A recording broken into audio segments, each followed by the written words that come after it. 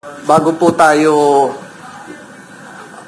nanungkulan as chairman ng Blue Ribbon, meron pong pag-uusap at meron pong kasunduan na ako po ay manunungkulan lamang 1 taon at kalahati. Batay kasi sa mga naunang lumabas na report ay nagbitiw sa Blue Ribbon si Senator Tol dahil sa umunoy sumpa dito. Ayon sa mambabatas, ito ay para maging tapat sa nooy kanyang kasunduan sa liderato ng Senado na mananatili lamang siya sa posisyon sa loob ng 1 at kalahating taon. Ganon din po sa Commission on Appointments. Manunungkulan po ako ng 1 taon at kalahati. And it is my intention to honor an agreement. Na magbibitiw na rin siya bilang miyembro ng Commission on Appointments. Ang kanyang pagbibitiw sa kinukonsiderang 2 makapangyarihang komite sa Senado, ito anya na pag-usapan noong 2022 nang mamili ang liderato ng magiging chairman ng nasabing komite. Matatandaan na ang mga naunang chairman ng Blue Ribbon ay hindi na nakabalik sa Senado matapos ang eleksyon. Kabilang dito, sina dating Senador T.G. Ginggona at Dick Gordon. Kinukonsidera naman ngayon na pumalit kay Senator Tolentino sa Blue Ribbon ay sina Senator Sani Angara, Senator Chis Escudero at Senator Pia at Alan Cayetano.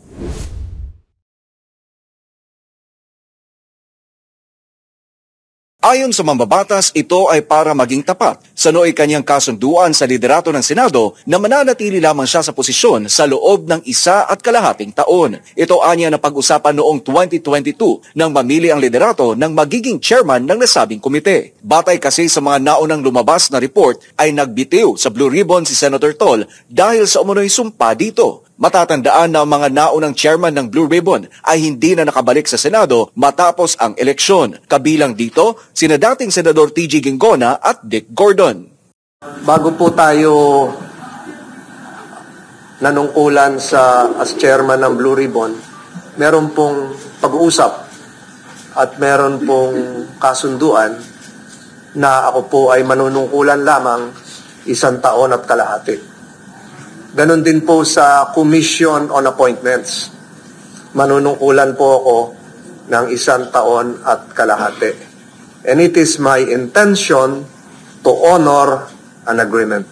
Sa ilalim ng kanyang pamumuno ay inimbestigahan ng Blue Ribbon ay ang 2 sugar importation ng Department of Agriculture, ang laptop deal ng Department of Education at ang vaccine procurement ng Department of Health. Bukod sa Blue Ribbon, ay sinabi rin ni Senator Tol na magbibitiw na rin siya bilang miyembro ng Commission on Appointments. Ang kanyang pagbibitiw sa kinukonsiderang 2 makapangyarihang komite sa Senado ay alinsunod na rin anya sa matinding pangangailangan na tutukan ang Senate Special Committee on Maritime and Admiralty Zones, kung saan siya rin ang chairman.